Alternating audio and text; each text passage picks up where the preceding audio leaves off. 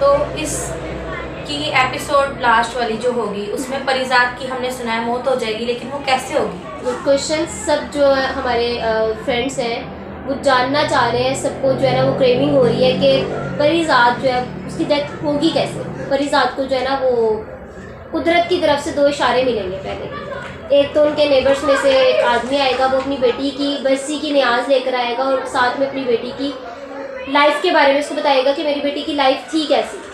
सारी स्टोरी बताएगा कि उसकी शादी एक आदमी के साथ हुई जिसकी रंगत जो है वो परिजात जैसी ही थी और मेरी बेटी बहुत खूबसूरत थी। लेकिन लोगों ने उस लड़के के दिमाग में डाल दिया कि तुम देखने में अच्छे भले नहीं हो, जब तक तुम्हारी बीवी बड़ी खूबसूरत है तो यकीनन उसमें कोई ना कोई खोट ज़रूर है। तो इस बेस पर उसने अपनी बीवी को तलाक दे दी, डिवोर्स दे दी। अब वो लड़की वापस अपने घर आ जाती है और एट द एंड 3 सालों के बाद उसका इंतकाल हो जाता है। ये उसी की दूसरी बरसी की न्याज लेकर वो आता है परिजात के बारे में। ये वाक़या सुनने के बाद परिजात को एहसास होता है कि वो सिर्फ अकेले ही जो है ना वो इस कैफियत में मुब्तला नहीं है, बहुत से लोग इस चीज़ का शिकार है। मतलब सिर्फ एक परिजात नहीं, यहाँ पर बहुत से परिजात हैं जो अपनी रंगत को लेकर बहुत पॉजेसिव है। अब यहाँ पर परिजात ने वाक़या सुना और वो शख्स वाक़या सुनाने के बाद चला तो गया, लेकिन परिजात की तबीयत बिगड़ना शुरू होगी, काफ़ी ख़राब होगी तबीयत उसकी। इसी कैफियत में वो रोता रोता सो गया और उसके बाद जब सुबह हुई तो उसका मुलाजिम उसको ये कह के जगा रहा था कि कोई बीवी आई है आपसे मिलने के लिए और वो आपसे दुआ करवाने आई है। परिजात जब अपनी आंखें खोलता है और देखता है तो वो देख के चौंक उठता है, क्योंकि सामने उसके कोई और नहीं, उसकी मुजस्समा साज यानी कि एनी बैठी हुई थी। और एक दम के लिए जो है ना वो पैरों के नीचे से जैसे ज़मीन खिसकने वाला हिसाब, तब उसको रियल में फील हुआ कि ऐसा सिर्फ कहते नहीं है, रियलिटी में कभी होता है। खैर वो एनी, उसको लगता है कि एनी की आंखों की रोशनी जो है ना वो वापस नहीं आई, इसलिए वो एनी ने जो आंखों पे चश्मा लगाया तो उसको उतारने के लिए कहते हैं। तो एनी इसको जवाब दे देती है कि मैं जो है ना वो चश्मा नहीं उतार सकती। तो उसको डाउट होता है कि शायद अब इसकी आंखों की बनाई अभी तक वापस नहीं आई है और वो रोना स्टार्ट कर देता है। उसकी रोने की आवाज़ सुनकर जो मुलाजिम होता है परिजात का मुलाजिम होता है, रोने की आवाज़ सुनकर परिजात को उठाता है और तब जाके उसको मालूम पड़ता है कि यहाँ पर कोई एनी नहीं आई थी, ये तो सिर्फ उसका एक ख्वाब था। ये उसके साथ दूसरी ट्रेजेडी हुई है। रात उसके साथ क्या वाक़या पेश आया कि उसका नेबर्स ने आके सेम उसको वो स्टोरी सुनाई जो उसकी लाइफ में 100% फिट होती है। और सेकेंडली उसको एक ख्वाब आया जिसमें एनी जो है ना वो खुद चलकर उसके पास आई है, तो उसकी तबीयत मज़ीद बिगड़ना शुरू हो गई। फिर उसका मुलाजिम उसकी तबीयत को देखते हुए उसको डॉक्टर के पास लेकर जाता है। वहाँ का डॉक्टर मेडिसिन तो देता है, लेकिन वो साथ में ये भी कह देता है कि कंडीशन काफ़ी क्रिटिकल है तो आप इसको हॉस्पिटल ले जाए।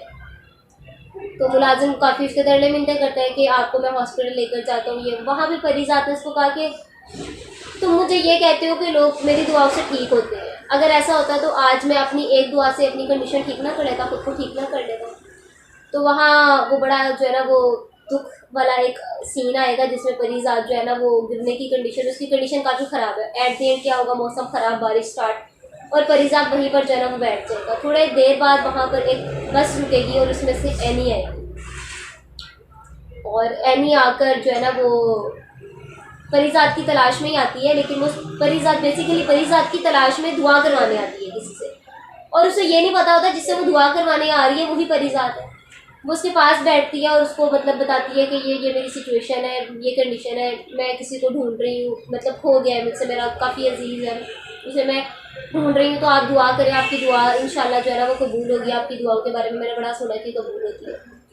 अब परिजात वहाँ पर उसको लग रहा होता है जैसे उसका दिल कोई मसल रहा है, उसके लिए सांस लेना मुश्किल हो रहा है। कैफियत ये थी कि जैसे चंद लम्हे के बाद उसकी मौत वाक़या हो जाएगी। वो बताना चाह रहा होता है कि मैं ही परिजात हूँ, मैं ही वो शख्स हूँ जिसके बारे में तुम पूछ रही हो या दुआ करवा रही हो, मतलब मेरी दुआ मेरे लिए दुआ करवाने आई है। लेकिन वो बता नहीं सकता, कैफियत ये होती है, क्योंकि उसे इस चीज़ का डर होता है कि अगर इसको पता चल गया कि मैं ही परिजात हूँ तो ये मेरी रंगत की वजह से मुझे छोड़कर चली जाएगी, और वो एनी की नज़रों में अपने आप को गिराना नहीं चाहता था। खैर जब उसको एनी को कोई सवाल का जवाब नहीं मिलता, उसको कोई दुआ नहीं मिलती, तो वो उठकर जाने लगती है, लेकिन मौसम ख़राब होता है तो पानी की वजह से वो गिरने लगती है, फिसल जाती है, जिसकी वजह से वो गिरने लगती है। तो परिजात उसको बचाने के लिए जब उठता है तो उसके हाथ परिजात के फेस पे लगते हैं और वो चौंक उठती है और दोबारा जो है ना वो 1 मिनट के लिए तो साकिन हो जाती है। फिर जब वो दोबारा परिजात के फेस को हाथ लगाती है तो उसको एहसास होता है कि यही परिजात है, क्योंकि उसने तो मुजस्सिमा बनाया होता है हाथ से। वो अपनी आंखें बंद करके दोबारा उसके फेस पे प्रॉपरली हाथ जो है ना उससे हिलाती है और उसके बाद वो चीख उठती है कि परिजात ये तुम ही हो ना, ये आप ही हो ना, मुझे बताओ तुम बोलते क्यों नहीं हो। और परिजात ये सुनने के बाद जो है ना वो ज़ारो कतार होना शुरू हो जाता है, अपना फेस छुपाने की कोशिश करता है, वहाँ से भागने की कोशिश करता है, लेकिन उसकी तबीयत उसको इजाज़त नहीं देती और वो लड़खड़ाता हुआ गिर पड़ता है। और लास्ट में ये होगा, मतलब मुलाकात तो जैसे आपने कहा कि लास्ट मुलाकात होगी या नहीं, तो मुलाकात ऐसे होगी कि वो लास्ट मुलाकात ही होगी। तो परिजात की हालत बहुत ज़्यादा ख़राब होना शुरू हो जाती है। उसके बाद इनकी आपस में थोड़ी सी बातचीत होती है। खैर वो परिजात की ज़िंदगी के लास्ट लम्हात होते हैं जो वो एनी के गोद में सर कर गुजारता है। उसके बाद उसी ख़राब मौसम में परिजात की मौत वाक़या हो जाती है। तो इस जो है ना वाक़ये से आप लोगों को क्या सबक हासिल हुआ? क्या परिजात ने ठीक किया अपने साथ? क्या उसको सब कुछ छोड़कर आ जाना चाहिए था?